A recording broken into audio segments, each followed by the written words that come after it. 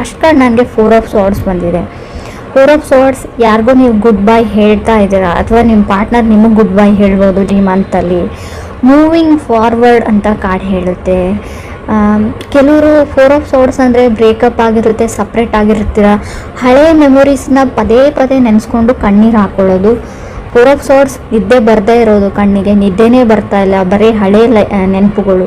Looking at old memories ಅಂತ ಹೇಳುತ್ತೆ. Photos, ಅದೇ ಫೋನಲ್ಲಿರೋ ಫೋಟೋಸ್ ನೋಡ್ತೀರಾ, ಫೋನಲ್ಲಿರೋ ವಿಡಿಯೋಸ್ ನೋಡ್ತೀರಾ, ಅದೇ ಹಳೆ ಮೆಸೇಜಸ್ನ ರೀಡ್ ಮಾಡ್ತೀರಾ, ಓದ್ತಾ ಇರ್ತೀರಾ, ಬಟ್ ನಿಮ್ಮ ಕಣ್ಣಲ್ಲಿ ಕಣ್ಣೀರು ಮಾತ್ರ ಸ್ಟಾಪ್ ಆಗಲ್ಲ ಅಂತ ಕಾರ್ಡ್ ಕ್ಲಿಯರಾಗಿ ಹೇಳ್ತಾ ಇದೆ.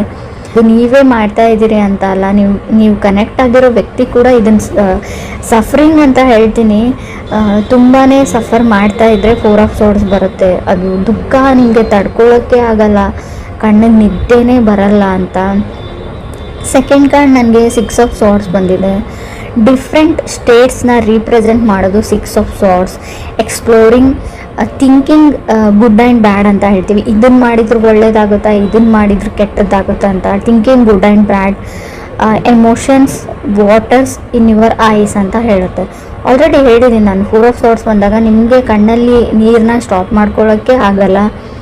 6 ಆಫ್ ಸಾರ್ಡ್ಸ್ನು ಅದೇ ಹೇಳುತ್ತೆ. ತುಂಬ ದೂರ ಇದ್ದಾರೆ ಅವರು, ಡಿಸ್ಟೆನ್ಸ್ ಇದೆ ಇಬ್ಬರ ಮಧ್ಯೆ, ಬೇರೆ ಊರಲ್ಲಿ ಇರ್ತಾರೆ ಅವರು ನೀವು, ಬಟ್ ಆದರೂ ನಿಮ್ಮ ಮನಸ್ಸು ಆ ಜಾಗದಲ್ಲಿದೆ, ಅವ್ರ ಮನಸ್ಸು ಇಲ್ಲಿದೆ ಅಂತ ಕ್ಲಿಯರಾಗಿ ಹೇಳ್ತಾ ಇದೆ.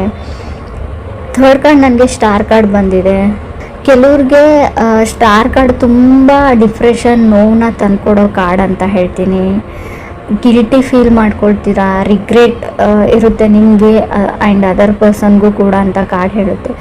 ಬಟ್ ಲೆಟ್ ಗೋ ಅಂತ ಹೇಳ್ತೀನಿ. ಸೊ ಏನೇ ಆಗಲಿ ಲೈಫಲ್ಲಿ ಒಳ್ಳೇದಕ್ಕೆ ಆಗುತ್ತೆ ಅಂತ ಸ್ಟಾರ್ ಕಾರ್ಡ್ ಹೇಳುತ್ತೆ. ಡ್ರೀಮ್ ಬಿಗ್ ಅಂತ ಹೇಳುತ್ತೆ.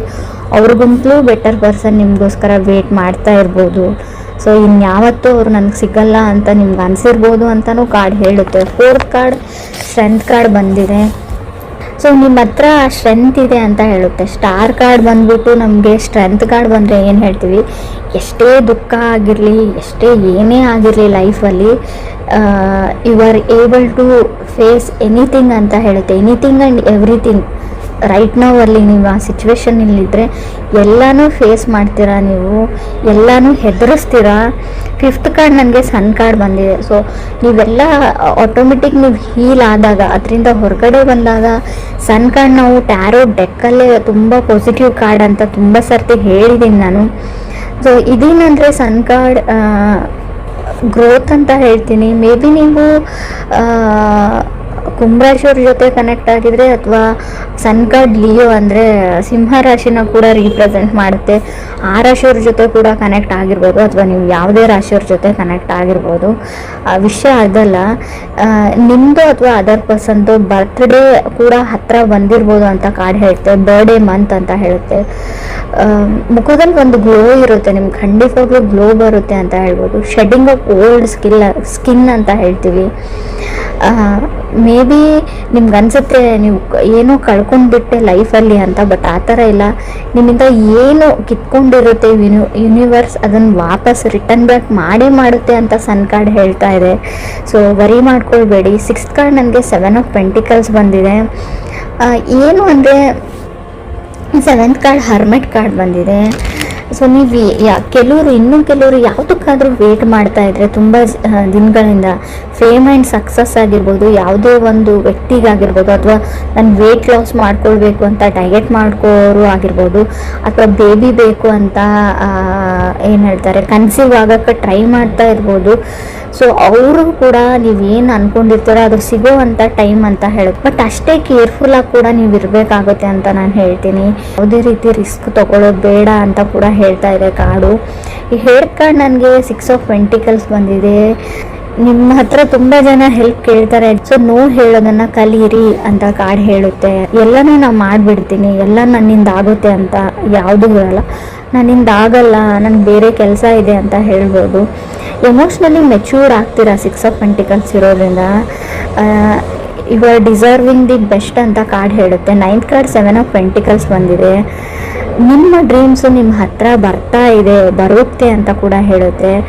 ಎಷ್ಟೇ ಕಷ್ಟ ಆದಮೇಲೂ, ಕತ್ಲಾದ್ಮೇಲೆ ಬೆಳಕು ಬರೋ ಥರ ಇದು. ತುಂಬ ಕಷ್ಟನ ನೋಡಿದರೆ ಖಂಡಿತವಾಗ್ಲೂ 9th ಕಾರ್ಡ್ 7 ಆಫ್ ಪೆಂಟಿಕಲ್ಸ್ ಇದೆ, 10th ಕಾರ್ಡ್ ನನಗೆ 7 ಆಫ್ ಕಪ್ಸ್ ಇದೆ. ಡ್ರೀಮ್ಸ್ ಕಮ್ಸ್ ಟ್ರೂ ಅಂತ ಹೇಳ್ತೀವಿ. ಅದಕ್ಕೂ ಒಂದು ಕ್ಲಾಸ್ ಇದೆ. 11th ಕಾರ್ಡ್ 9 ಆಫ್ ವಾಂಡ್ಸ್ ಬಂದಿರೋದ್ರಿಂದ ನೀವು ತುಂಬ ಸರ್ತಿ ಹರ್ಟ್ ಆಗಿದ್ದೀರಾ ಆ್ಯಸ್ ಅ ಪರ್ಸನ್ ಅಂತ ಕಾರ್ಡ್ ಹೇಳುತ್ತೆ.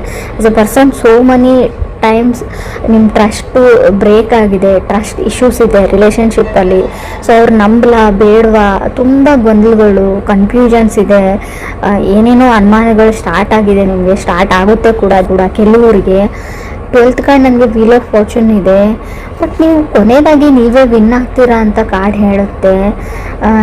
ತುಂಬ ಬರ್ತ್ ಆಫ್ ಬಿಗ್ ಐಡಿಯಾಸ್ ಅಂತ ಹೇಳುತ್ತೆ. ಪರ್ಚೇಸಿಂಗ್ ಹೋಮ್, ಕಾರ್, ಗೋಲ್ಡ್, ನೀವು ಟ್ರಾವೆಲ್ ಮಾಡಿ ನಿಮ್ಮ ತಾಯಿನ ನೋಡೋಕೆ ಹೋಗ್ತೀರಾ, ವೆಕೇಷನ್ಸ್ ಅಂತ ಹೇಳುತ್ತೆ. ನಿಮ್ಗೇನಾದರೂ ಮಕ್ಕಳಿದ್ರೆ ಅವರು ಖುಷಿಯಾಗಿರ್ತಾರೆ ಅಂತ ಹೇಳುತ್ತೆ. ಫ್ರೀ ಆಫ್ ಪ್ರಾಬ್ಲಮ್ಸ್ ಅಂತ ಹೇಳ್ತೀನಿ.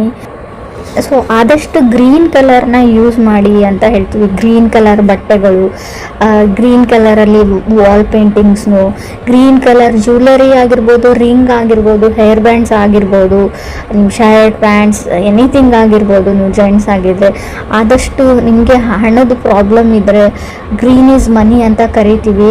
ಸೊ ಎಲ್ರಿಗೂ ಅನ್ವಯಿಸಲ್ಲ ಫ್ರೆಂಡ್ಸ್, ನಿಮಗೆ ನಿಮ್ಮ ಚಾರ್ಟಲ್ಲಿ ನಿಮ್ಮ ಕಾರ್ಡಲ್ಲಿ ಶೋ ಆಗ್ತಾ ಇರೋದ್ರಿಂದ ಆದಷ್ಟು ಗ್ರೀನ್ ಕಲರ್ನ ಯೂಸ್ ಮಾಡಿ ಅಂತ ಹೇಳ್ತೀನಿ. ಕೆಲವರಿಗೆ ನಾನು ಹೇಳ್ತೀನಿ, ಮುಂಚೆ ಆಗಿರ್ಬೋದು ಬಾಡಿ ಶೇಮಿಂಗ್ ಅಂತ ಕರಿತೀವಿ ನಾವು.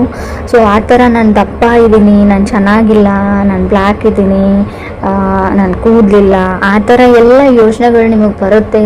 ನನ್ನ ಸ್ಕಿನ್ ಸರಿ ಇಲ್ಲ, ಆ ಥರ ನಿಮ್ಮ ಕಾನ್ಫಿಡೆನ್ಸ್ ಲೋ ಆಗೋ ಇಶ್ಯೂಸ್ ಕೂಡ 7 ಆಫ್ ಕಪ್ಸ್ ಇರೋದ್ರಿಂದ ಬರುತ್ತೆ. ಇವಾಗಲೇ ಹೇಳ್ತಾ ಇದ್ದೀನಿ, ಡ್ರೀಮ್ ಬಿಗ್ ಅಂತ ಹೇಳ್ತೀವಿ ನಾವು. ಲಾ ಆಫ್ ಅಟ್ರಾಕ್ಷನ್ನ ಯೂಸ್ ಮಾಡಿ.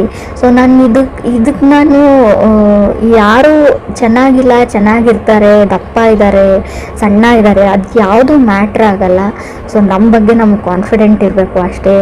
ಎಲ್ಲರೂ ಅವ್ರವ್ರ ಮಟ್ಟಕ್ಕೆ ಅಥವಾ ಅವ್ರವ್ರ ತಿಳುವಳಿಕೆಗೆ ಬಿಟ್ಟಿದ್ದು. ಸೊ ನೀವು ಚೆನ್ನಾಗಿರೋ ದೃಷ್ಟಿಯಿಂದ ನೋಡಿದರೆ ನೀವು ಚೆನ್ನಾಗೇ ಇರ್ತೀರ. ಸೊ ಯಾರೋ ಏನೋ ಹೇಳ್ತಾರೆ ಅಂತ ನೀವು ತಲೆ ಕೆಡಿಸ್ಕೊಳ್ಬೇಡಿ ಅಂತ ಹೇಳ್ತೀನಿ. ಡ್ರೀಮ್ ಬಿಗ್ ಅಂತ ಹೇಳ್ತೀವಿ.